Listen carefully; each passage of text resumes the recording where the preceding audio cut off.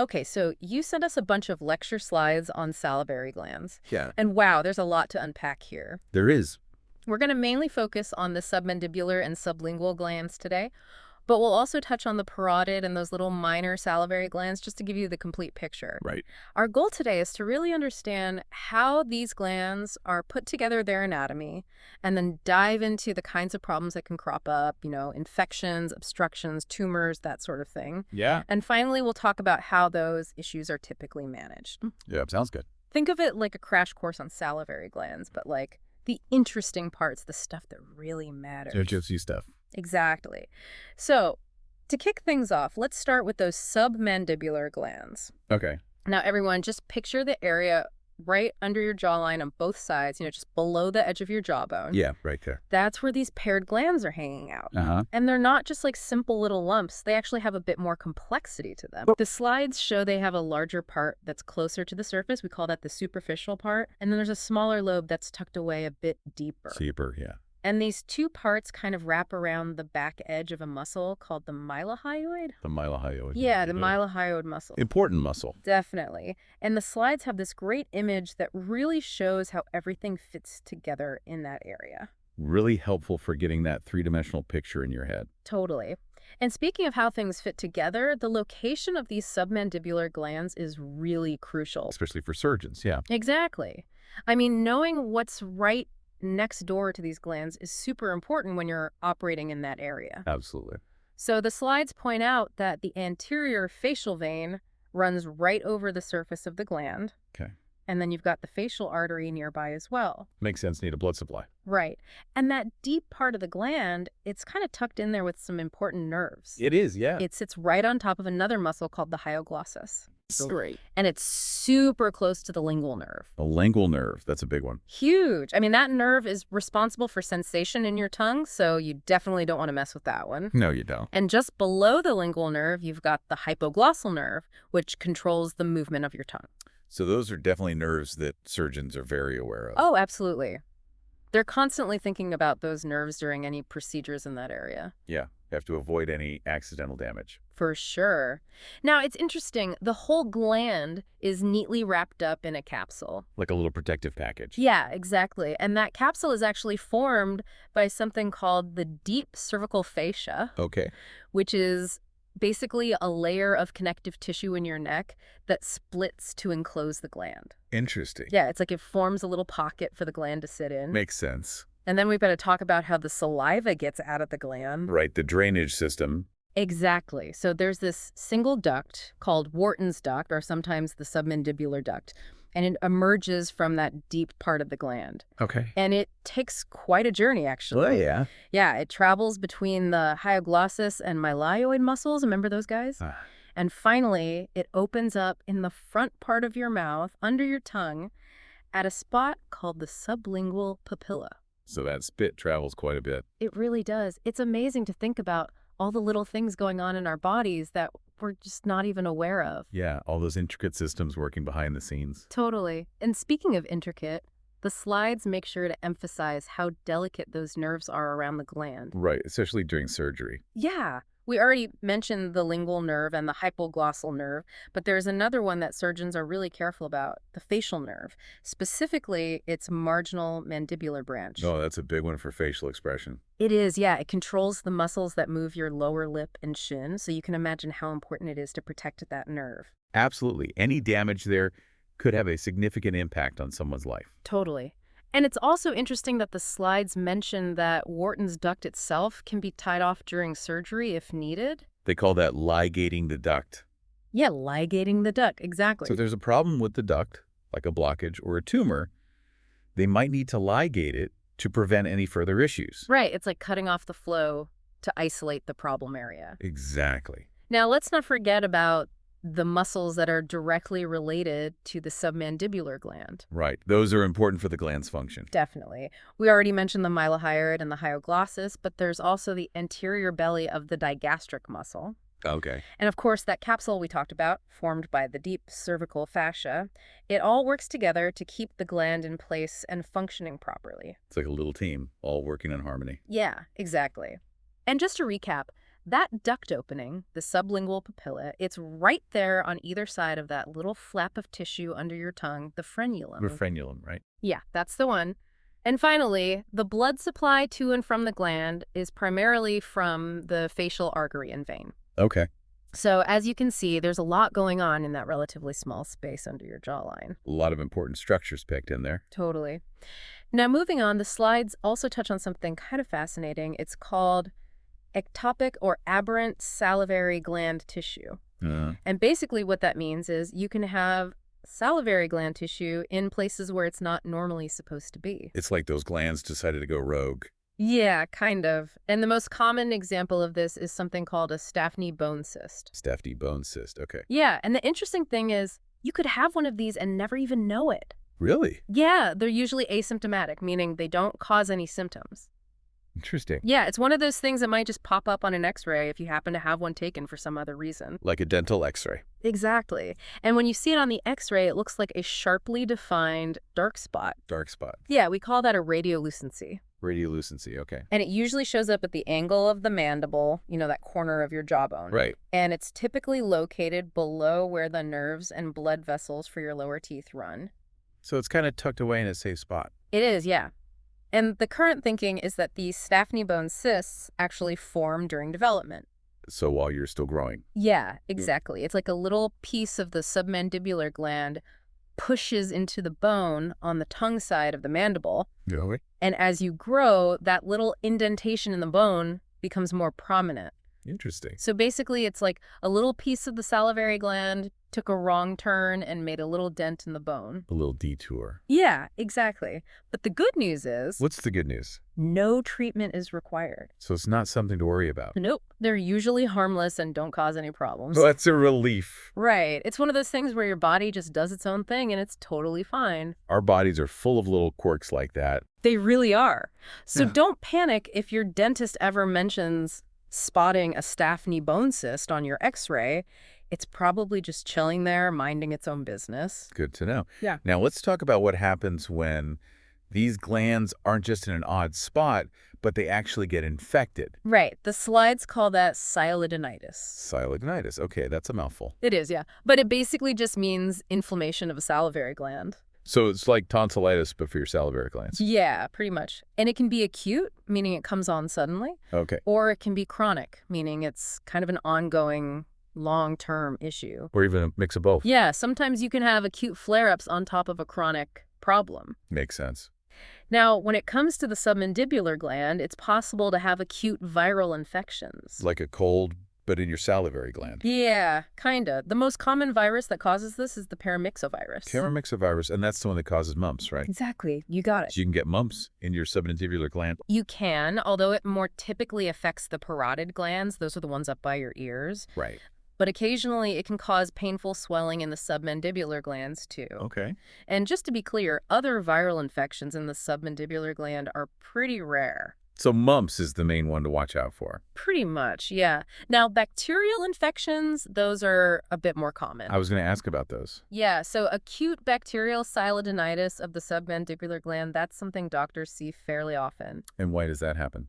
Well, it's often secondary to an obstruction, meaning something is blocking the flow of saliva from the gland. Like a stone. Yeah, stone is a common culprit, but it could also be something else, like a narrowing of the duct. Okay. And when that saliva gets backed up, it creates a perfect environment for bacteria to grow and multiply. So the blockage sets the stage for the infection. Exactly. And the thing is, even after the initial infection is treated with antibiotics and the acute symptoms go away, the gland can still be kind of cranky. Yeah, like it can be chronically inflamed, meaning there's always a bit of low-grade inflammation going on. Oh, I see. And this can lead to repeated problems, like recurring infections. So it's not a one-and-done kind of thing. Unfortunately, not always, no. Hmm. And in some cases, the gland might eventually need to be surgically removed to prevent further issues. Wow, okay. But we'll get into that a bit later. Sounds good. For now, let's focus on those obstructions we mentioned because those are a big deal. Okay. The slides actually present a case of a 40-year-old shopkeeper who's been dealing with swelling in his left submandibular gland for 6 months. 6 months. It's a long time. It is, yeah. And the swelling gets worse and becomes painful when he eats. That's interesting. It is, right. And when they examine him, they find that the swelling is firm, a little bit tender, not fluctuant, meaning it doesn't feel like it's filled with fluid, and not transilluminable, meaning light doesn't shine through it. Okay. And they can feel the swelling from both inside and outside his mouth. We call that bimanually palpable. Manually palpable. Got it. Based on all of that, the most likely diagnosis is silolithiasis. Cielo what? Silolithiasis. It's a fancy word for stone formation. Oh, okay. Stones in the salivary gland. Exactly. And the underlying issue here is an obstruction within the gland or its duct system. So something's blocking the flow of saliva. Right. And that blockage is what leads to the formation of the stone. I see. When the saliva can't flow freely, it becomes stagnant. Stagnant like a pond that's not moving. Yeah, exactly. And over time, the minerals in the saliva can start to precipitate out and form these little hard stones. Like how crystals form in a solution. Yeah, it's a similar process. Now, to figure out what's going on and where that stone is located, doctors usually turn to imaging. Like an X-ray or something. Yeah, an X-ray is a good option, but sometimes they'll also use ultrasound or other imaging techniques. Okay. And the images can be really helpful in seeing the stone, determining its size, and figuring out the best way to manage it. Makes sense. And the slides have some really great images that show all of this. Oh, I like when they include images. It really helps to visualize what's going on. Me too. So in one image, you can actually see a stone right at the opening of Wharton's duct. Wow, that's got to be uncomfortable. It definitely can be, especially when you're trying to eat. Yeah, I can imagine. Another image shows the external swelling that can occur when the gland is blocked. So you can actually see the blockage from the outside? Yeah, sometimes the swelling can be pretty significant. Yikes. And then there's an X-ray image that shows a radiopaque stone. Radiopaque, meaning it shows up clearly on the X-ray. Exactly. That means the stone is dense enough to block the X-rays, so it appears white on the image. Oh, okay. Now, one question that often comes up is why the submandibular gland seems to be the most common site for these stones. Yeah, why is that? Well, it all has to do with the type of saliva that the submandibular gland produces. Oh. Yeah, their secretions are thicker or more viscous compared to the saliva from the parotid glands. So the parotid saliva is more watery. Exactly. And it's thought that this thicker, more viscous saliva from the submandibular gland is more prone to having those minerals settle out and form stones. Interesting. It's like, think of it this way. If you have a thick syrup, it's more likely to have sugar crystals form at the bottom than if you just have plain water. That makes sense. Right. And the slides actually mention that a whopping 80% of all salivary stones occur in the submandibular glands. 80%? Wow, that's a lot. It is, yeah. And another interesting fact is that about 80% of these submandibular stones are radiopaque. So they show up on X-rays. Yep, which makes diagnosing them a bit easier. That's good. Definitely.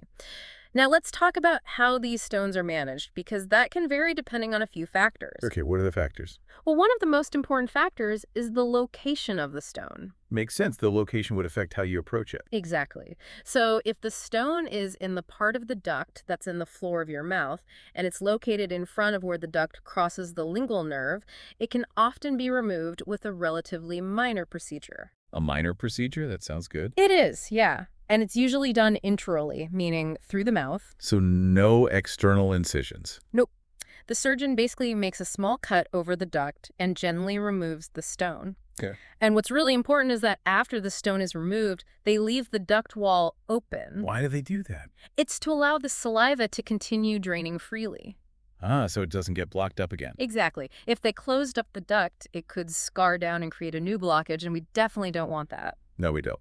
Now, things get a bit trickier if the stone is located further back, closer to the gland itself. Trickier? How so? Well, if the stone is proximal to the lingual nerve, meaning it's at the hilum of the gland, trying to remove it intraorally becomes much riskier. Risky? Why? Because the lingual nerve is right there. Oh, right. We talked about that before. Yeah, and if the surgeon accidentally damages the lingual nerve while trying to remove the stone, it could lead to permanent numbness or altered sensation in the tongue. That would be bad. It would be, yeah.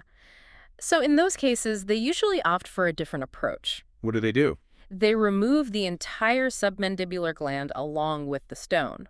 Wow, so the whole gland comes out. It does, yeah. It's a bigger surgery, but it's the safest way to ensure complete removal of the stone and prevent any potential nerve damage. Okay, that makes sense. And during this procedure, they also carefully ligate or tie off the duct. Right, to prevent any leaks. Exactly. They want to make sure that saliva doesn't leak out into the surrounding tissues after the gland is removed. I can see why that would be important. It definitely is.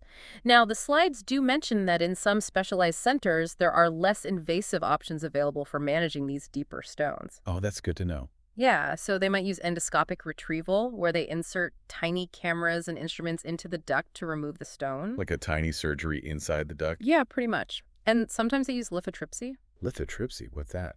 It's a technique that uses shock waves to break up the stone into smaller pieces. Oh, wow, so they shatter the stone. Exactly. And then those smaller pieces can hopefully pass on their own. That's pretty cool. It is, yeah.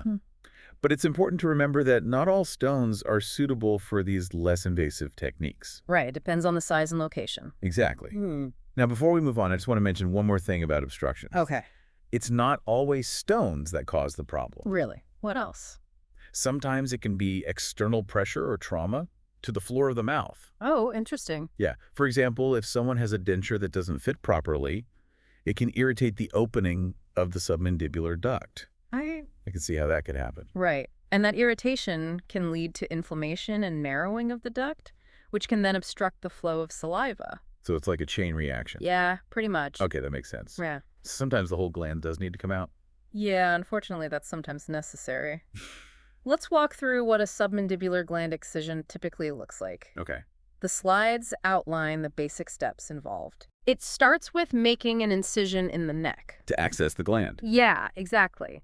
They make the incision carefully, of course, to minimize scarring and avoid any important structures. Right. Once they've exposed the gland, they start to mobilize it, which means they carefully separate it from the surrounding tissues. Okay. Now, one of the most critical parts of this surgery is identifying and protecting the lingual nerve. We know how important that nerve is. Right. So they take their time with this step, making sure they don't accidentally damage the nerve while they're removing the gland. Makes sense. Once the gland is out, they close up the wound, usually in layers. Layers, so it heals nicely. Exactly. They want to make sure everything is closed up tight to prevent any complications. Of course. Now, as with any surgery, there are potential complications. Right, there's always some risk involved. Absolutely. And the slides list some of the possibilities. Let's hear them. Okay, so first off, there's the risk of a hematoma, which is basically a collection of blood under the skin. And then there's the risk of infection, which is always a concern with any surgery. And then there are the nerve-related risks. The nerve ones are the scariest. They are, yeah. So there's a chance of injuring the marginal mandibular nerve, which could lead to weakness in the muscles that control the corner of your mouth and lower lip. Boy, that wouldn't be good. No, it wouldn't. And then there's the risk of injuring the lingual nerve, which could cause numbness or altered sensation in the tongue. We already talked about that one. Yeah, but it's worth mentioning again because it's a serious potential complication. Definitely. And then there's the risk of damaging the hypoglossal nerve, which could affect your ability to move your tongue. Wow. So many nerves to be aware of. There are, yeah. And finally, there's even a small risk of damaging the nerve that supplies the mylohyoid muscle, which could cause numbness in the skin under your chin. Okay, so it's a delicate procedure. It is, yeah. Surgeons who perform this type of surgery have to have a very thorough understanding of the anatomy in that area. To minimize the risks. Exactly. Now let's shift gears and talk about something a bit more serious. Tumors of the submandibular gland. Okay, tumors, those are never good. No, they're not. But the good news is they're not very common. That's good. However, when they do occur, there's a significant chance that they'll be malignant. Malignant, meaning cancer. Exactly. The slides say that about 50% of submandibular gland tumors are malignant. 50%, that's a pretty high percentage. It is, yeah. So if you ever notice any swelling or lumps in your submandibular gland area, it's definitely something you should get checked out. Yeah, don't mess around with that. Absolutely not. Now, the slides also highlight some clinical features that can suggest malignancy. So like red flags to watch out for. Exactly. One of the big ones is facial nerve weakness. So if you notice any drooping or paralysis in your face. Yeah, that could be a sign that the tumor is growing into or pressing on the facial nerve. Okay, that's scary. It is, yeah. Another red flag is rapid enlargement of the swelling. So if it's growing quickly. Yeah, if it seems to be getting bigger by the day, that's not a good sign. Makes sense. And then there are some things you can feel when you examine the swelling. Like what? Well, if it feels hard, we call that induration. Induration. Okay. And if the skin over the swelling is broken down or ulcerated, that's also concerning. Ulcerated, like an open sore. Yeah, exactly. And finally, any enlargement of the lymph nodes in the neck is another red flag. So those lymph nodes can be a sign that the cancer is spreading. They can be, yeah. It's one of the ways that cancer can spread throughout the body. Not good. Definitely not. Now, if there's any suspicion of a tumor, doctors will order imaging studies to get a better look. Like a CT scan or an MRI. Exactly. Those are the go-to imaging tests for salivary gland tumors. Okay. And the images can show the size and location of the tumor as well as its relationship to the surrounding structures. So they can see if it's invading any nearby tissues. Yep, that's one of the things they look for. Important information for planning treatment. Absolutely. Now, the slides also mention that an open surgical biopsy is usually not the first choice for diagnosing these tumors. Why not? Because there's a risk of spreading the tumor cells if it turns out to be malignant. Oh, I see. So it's safer to avoid cutting into it initially. Exactly. A safer option is a fine needle aspiration biopsy. What's that? It's a procedure where they use a very thin needle to take a small sample of cells from the tumor. So it's less invasive. It is, yeah. And it's usually done under ultrasound guidance to make sure they're getting a sample from the right spot. Okay, makes sense. Once they have the sample, they send it to the lab to be examined under a microscope. And that tells them if it's benign or malignant? Exactly. Now let's talk about how these submandibular gland tumors are managed. Okay, treatment time. Yeah, so the main goal of treatment is surgical excision. Meaning they remove the tumor? Yeah, and they also remove a margin of healthy tissue around the tumor to make sure they get all the cancerous cells. So they don't leave any stragglers behind? Exactly. Now, the extent of the surgery depends on a few factors. Like what? Well, the size and type of tumor are important considerations. Makes sense. For small, encapsulated benign tumors, they might just remove the gland itself, keeping the tumor intact within its capsule. So they take out the whole package? Yeah, pretty much. But for larger benign tumors that have grown beyond the capsule, they might need to do a more extensive surgery called a supraoid neck dissection. Supraoid neck dissection. That sounds intense. It's just a bigger surgery, yeah. But it's necessary to ensure they remove all of the tumor. Okay. And during this procedure, they're very careful to protect the nerves in the area, especially the marginal mandibular branch of the facial nerve, the lingual nerve, and the hypoglossal nerve. Those are the VIPs. They are, yeah. Those nerves are essential for facial expression, tongue sensation, and tongue movement, so you definitely don't want to damage them. For sure. Now, if the tumor is found to be malignant, things get even more complex. More complex? How so? They might need to do a modified or even a radical neck dissection. Wow, radical neck dissection. That sounds serious. It is, yeah. It involves removing more lymph nodes and potentially other structures in the neck, depending on how far the cancer has spread. So it's a bigger surgery with more potential complications? It is, yeah. And unfortunately, if the tumor has grown into the deep tissues around the gland, it might be necessary to sacrifice the lingual and hypoglossal nerves to achieve complete tumor removal. Oh, wow. That's a tough decision. It is, yeah, but sometimes it's necessary to get all of the cancer. I understand. The slides actually include a helpful image that shows the steps involved in a submandibular gland excision. Oh, that's cool. Yeah, it's a good visual aid to help understand what's involved in the surgery. Definitely. Okay, so we've covered a lot of ground with the submandibular glands. We have. Now let's move on to the sublingual glands. Okay, those are the ones under the tongue, right? That's right. They're another set of paired salivary glands, but they're located in the anterior part of the floor of your mouth. Anterior meaning towards the front. Exactly. They're kind of tucked away between the mucous membrane, the mylohyoid muscle, and the body of the mandible near your chin. Okay. Now, one key difference between the sublingual glands and the submandibular gland is their drainage system. Oh, how so? Well, the submandibular gland has that one main duct, Wharton's duct, remember? Uh-huh. But the sublingual glands, they have multiple small ducts. Multiple ducts. Okay. Yeah, and these ducts open directly onto the floor of the mouth. So they don't all drain into one main duct. Nope. They're independent little guys. Interesting. Yeah, it's a different setup.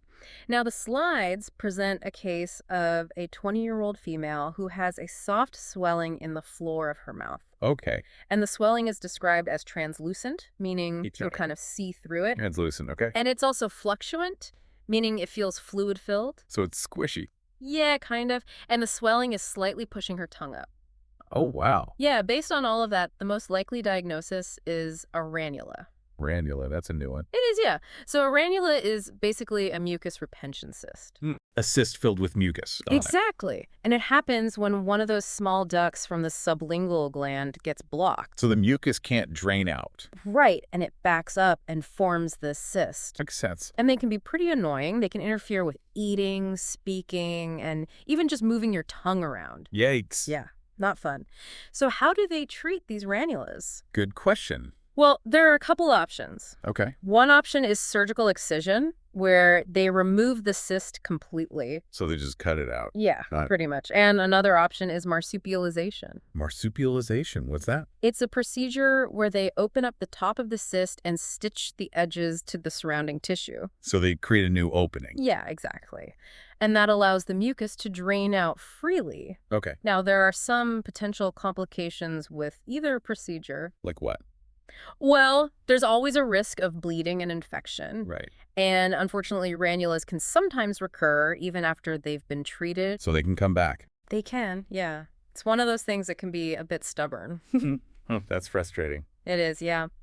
Now, the slides also present another case. This time it's a 35-year-old male with similar symptoms. A bluish, soft swelling in the floor of his mouth. Yep, that's the one. So again, a ranula is the most likely diagnosis. Okay. But to confirm the diagnosis and get a better look at the cyst, they might do some imaging studies. Like an ultrasound or an MRI? Exactly. Those can show the size and extent of the cyst and also rule out any other possible conditions. Good to be thorough. It is, yeah. And once they've confirmed the diagnosis, they can decide on the best treatment approach. Which would be either marsupialization or excision. Right. Now, there's another type of ranula that's less common, but it can be a bit more tricky to manage. Oh, what's that? It's called a chuck.